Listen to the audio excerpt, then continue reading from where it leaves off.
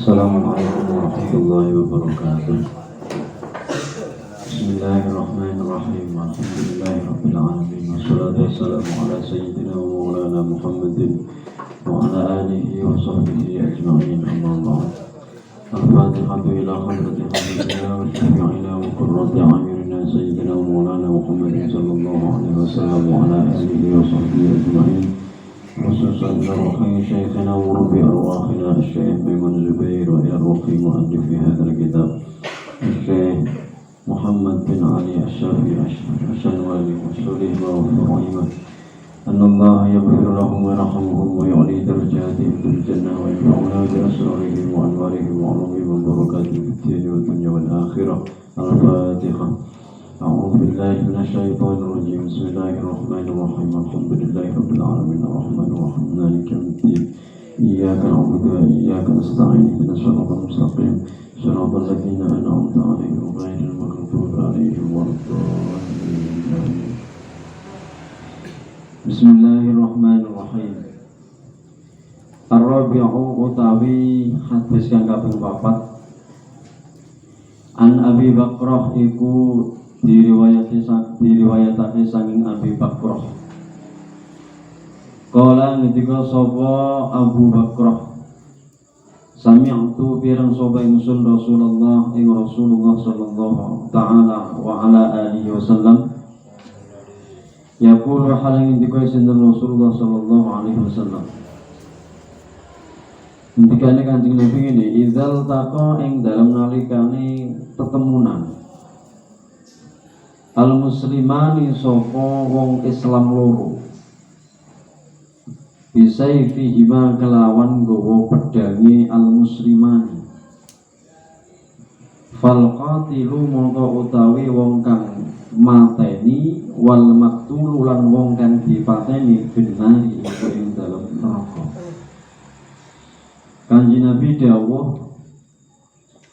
nalikane ana wong muslim loro. Jadi wong muslim loro ini bukan merupakan qaid. Andaikan ada kelompok Islam kemudian tawur karo Islam liyane, iki termasuk idal taqwa al musliman. Ketika ada dua orang muslim yang bertemu, yang keduanya membawa pedang, berarti ini ada perjanjian kalau akan melakukan apa? Peperangan, Arab tukaran, Arab perang, podo Islam. Fal qatil wal maqtul finnar, maka bagi orang yang membunuh dan orang yang terbunuh ini keduanya akan masuk ke dalam neraka. Jadi ternyata hasilnya di dalam peperangan tadi, baik orang yang menang ataupun orang yang kalah, ini kedua-duanya akan masuk neraka. Sing mateni ya mlebu neraka, sing dipateni ya mlebu neraka. Akhirnya hadis ini mendatangkan kebingungan bagi para sahabat. Sing mateni karuan, nek sing dipateni kok sampai mlebu neraka ku piye? Akhirnya sahabat takon, qultu matur sapa ingsun, ya Rasulullah, utusane Gusti Allah, hadzal qatilu utawi ikilah wong kang mateni amruhu zahirun amruhu tegese utawi perkarane qatil iku zahirun iku pertelo. Kanjeng Nabi nek wong sing mateni niku jelas, nek piyambake ternyata dimasukkan ke dalam neraka niku jelas karena apa? Dia membunuh. Fama mongko ote apa barul maktuli iku tingkae wong sing dipateni. Terus salahnya apa orang yang dibunuh kok sampai dimasukkan ke dalam neraka? Wong dia korban, statusnya kan korban. Sementara al-qatil ini pelaku kejahatan. Kalau ternyata dimasukkan ke dalam neraka, al-qatil ini ya wajar-wajar saja mergode pelaku pembunuhan. Sementara maktul yang merupakan korban ini kenapa juga dimasukkan ke dalam neraka? Qala nanti kau sendiri Nabi, innahu sa'tamani al-maktul Innahu satemene al-maqtul kana iku orang sapa al-maqtul kharisan iku kang ngungseng. Kharisan iku kang ngungseng tegese juga ada semangat yang kuat, ada keinginan yang kuat ala qatli sahibihi ing atase mateni koncone maktul. Dijawab karo Kanjeng Nabi. Nek maktul kena apa? Korban iki lho, korban yang dibunuh tadi. Kenapa karo Gusti Allah kok juga dimasukkan ke dalam neraka? Dia korban, dia terbunuh. Itu karena apa? Karena dia juga ada usaha untuk membunuh saudaranya tadi. Sehingga dia mati itu karena memang nasib. Andaikan dia yang tidak mati, maka dia pun juga akan membunuh saudaranya. Sehingga ketika ada dua orang muslim yang bertemu, ada janji mau perang tukaran, ini nanti kedua-duanya sing menang sing ndi iki karo Gusti Allah neraka kabeh. Ini berarti apa? Larangan untuk seluruh orang Islam ojo sampai tukaran. Nek podo-podo tukaran ini karo musuh, karo kafir, ojo podo Islam. Nek padha wae Islami iki akhire sing mateni ya mlebu neraka, sing dipateni ya mlebu neraka. Jelas ini merugikan dua belah pihak, baik al-qatil ataupun al-maqtul. Tapi kalau tukaran perang karo kafir, maka keuntungan ini akan didapat oleh orang muslim. Apakah dia nanti bisa membunuh orang kafir, menang, apakah dia ternyata kalah sampai terbunuh? Maka kalau musuh yang dihadapi adalah orang kafir, orang Islam ini akan tetap mendapatkan keuntungan yang besar. Mergo cara mati syahid, menang Islam tambah mulia. Nah, ternyata di sini tidak. Baik al-maqtul ataupun al-qatil ini adalah orang-orang Islam. Sehingga kalau Kanjeng Nabi ini dijauh, kedua-duanya masuk neraka. Kalau si pembunuh al-qatil ini wajar, wis maklum karena dia pembunuh. Tapi al-maktul ini kenapa juga masuk neraka? Itu karena si maktul ini, orang yang dibunuh, korban, ini juga punya usaha, punya keinginan untuk apa? Membunuh saudaranya. Cuma dia kalah nasib. Akhirnya mati. Andai kan dia tidak mati, maka dia yang akan membunuh temannya. Sehingga kedua-duanya pembunuh neraka. Jadi merupakan larangan bagi orang-orang Islam untuk apa? Saling menjatuhkan, saling menyerang, atau saling merendahkan. Nah, bodoh-bodoh tukaran karo kafir. Jadi menang kalah tetap mulia. An Abi Hurairah sang Abu Hurairah radhiyallahu anhu. Qala ngendika sapa Abu Hurairah. Qala ngendika sapa Rasulullah sallallahu alaihi wa alihi wasallam. Man utai sapane wong yakun iku lamun jumeneng sapa man. Jadi jumeneng ini maksudnya umur. Maksudnya jumeneng iku ngurip, orang kok ngadeg tok tidak, tapi ngurip. Man utai sapane wong yakun iku lamun jumeneng sapa man, ngurip sapa man Lailatul Qadri ing Lailatul Qadar. Imanan kelawan dibekali iman, wahtisaban lan ngalap ganjaran marang Gusti Allah. Wahtisaban lan ngalap ganjaran marang Gusti Allah. Ghufira mongko disepuro. Ghufira mongko disepuro lahu keduwe iman apa ma dosa-dosa takut damakan wis dhisik apa ma bayani min dambihi saking dosane man. Kanjeng Nabi ngendika sapa wonge sing di malam Lailatul Qadar iki gelem ngurip malam tersebut dengan berbagai macam ibadah, apapun bentuknya. Salat sunnah, iki termasuk apa? Ngurip. Maca Al-Qur'an dia termasuk ngurip. Wiridan dia termasuk ngurip. Zikir termasuk ngurip. Jadi apapun bentuknya, ngurip di malam Lailatul Qadar dengan dibekali iman, artinya percaya betul bahwa malam Lailatul Qadar itu adalah malam yang luar biasa, malam yang membawa keberkahan yang sangat istimewa, dan juga mengharap supaya dikai ganjaran karo Gusti Allah. Jadi niatnya cuma Gusti Allah tok.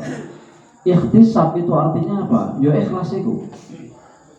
Dia tidak mengharap apa-apa kecuali kepengin dikai ganjaran karo Gusti Allah. Ini berarti menunjukkan bahwa orang ini adalah orang yang ikhlas. Nek orang ikhlas, iki berarti orang ikhtisab. Mungkin dia kepengin ketika di malam Lailatul Qadar dia qiyamul lail atau murid-murid malam itu mungkin kepengin dianggap sebagai orang yang ahli ibadah. Ini berarti orang ikhtisab. Supaya dianggap dia itu wong sing saleh. Wong sing kemudian mendapatkan kemuliaan dari apa? Dari orang yang melihatnya. Nah, berarti ini bukan ikhtisab, tapi krono sakliyane Gusti Allah. Dan begini, dalam hadis ini yang ditekankan adalah ikhtisab. Barang siapa di malam Lailatul Qadar dia menghidupkan malam itu dengan berbagai macam ibadah, apapun bentuknya, mulai songko maca Al-Quran, kemudian pikir wiridan, sholat, dalu tahajud ataupun yang lain, sepokok bengi ku dhek tangi tinggo zikir, tinggo merek muni Gusti Allah, eling muni Gusti Allah, itu merupakan apa? Ibadah. Dengan apa? Dengan didasari iman dan ikhtisab, supaya oleh ganjaran sangka Gusti Allah, maka Allah akan memberikan balasan yang berlimpah. Allah akan menghapus, mengampuni segala dosa-dosanya yang telah dilakukan. Jadi dosa sing wis dilakoni iki kabeh di ngapura karo Gusti Allah. Tapi sing dilakoni. Sementara yang belum, itu berarti ya belum. Jadi kan ono.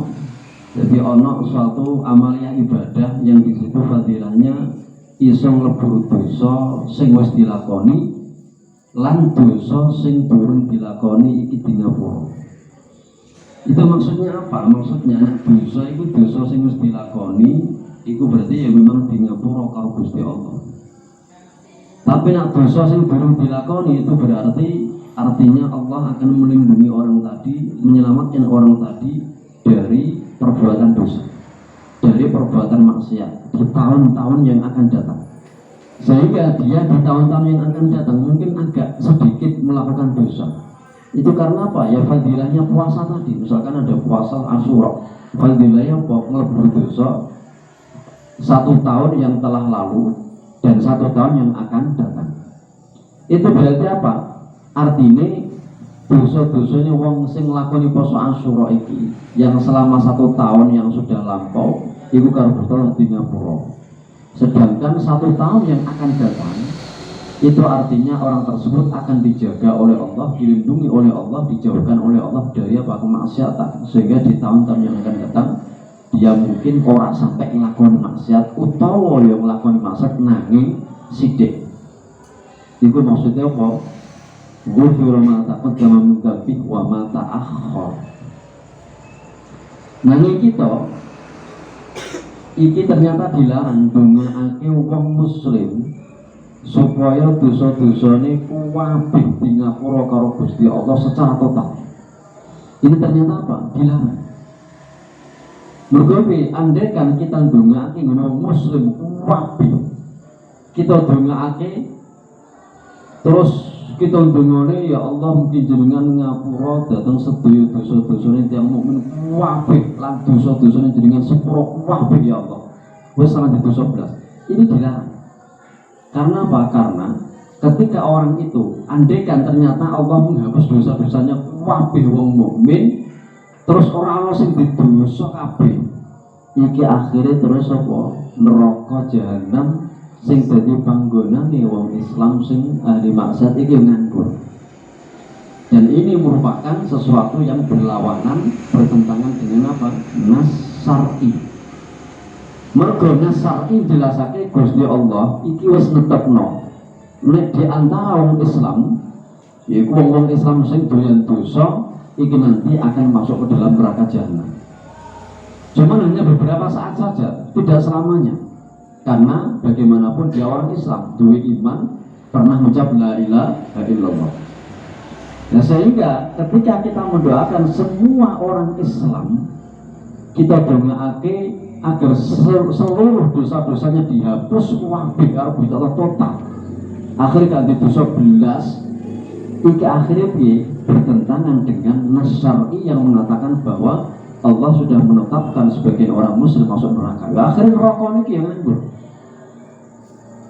Dan lagi ketika orang Islam ini semuanya tidak punya dosa, akhirnya menungso iki orang butuh menyyafaati Kanjeng Nabi.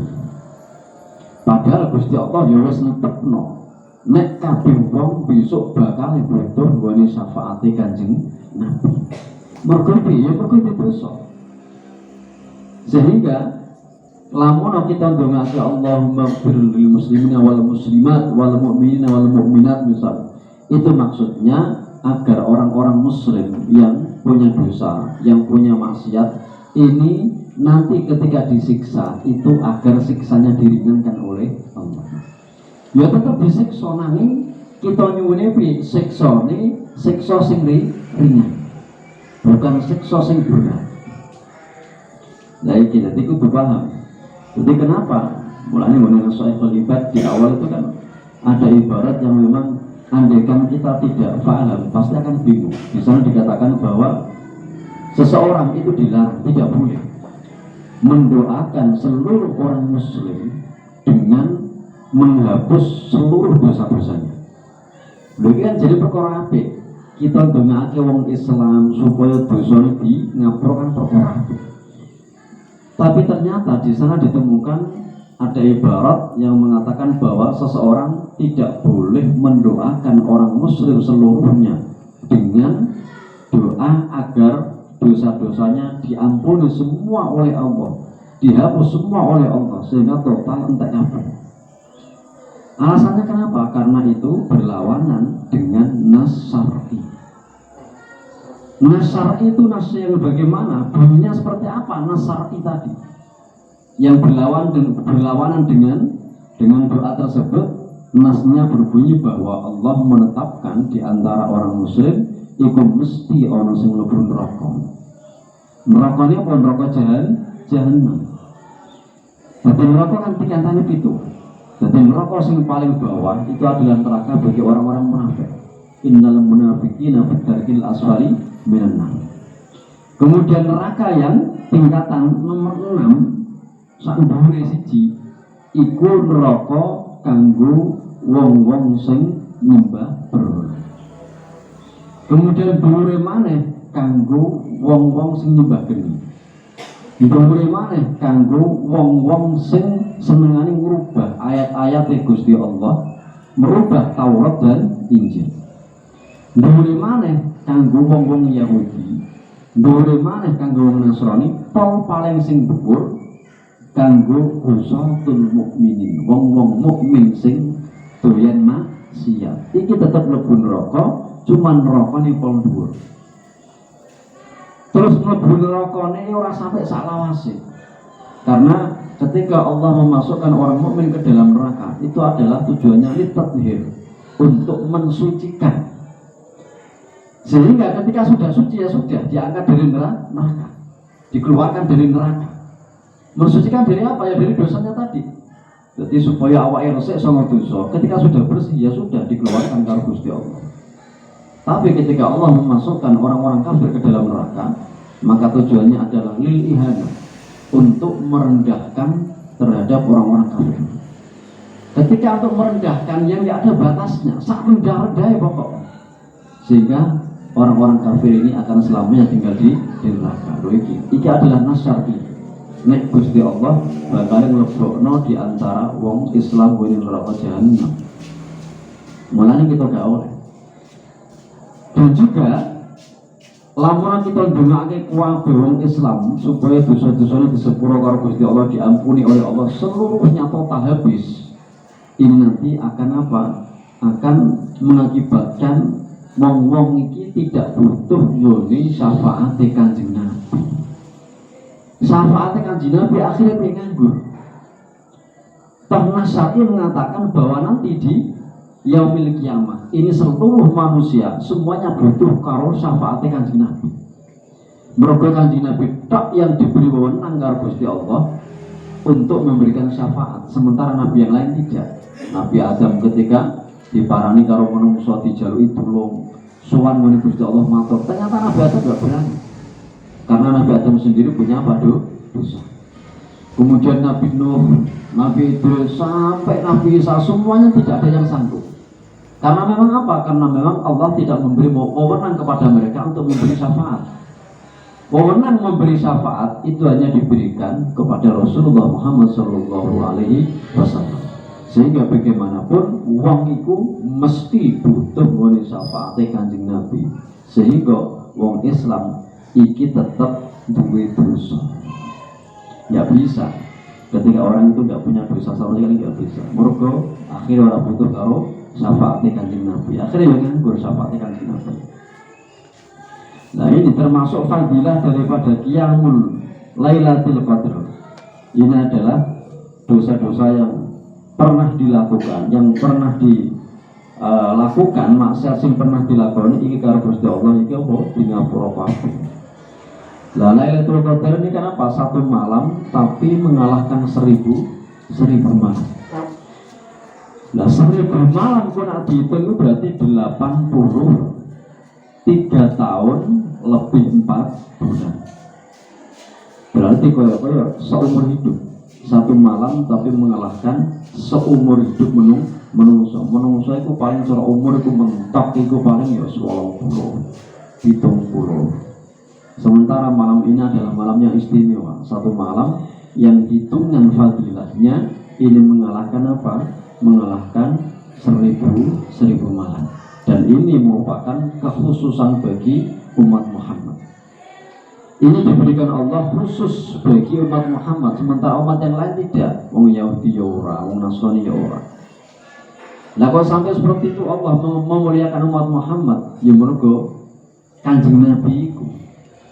Jadi kita dimuliakan Gusti Allah mergo kita iki ngandel ngene Kanjeng Nabi.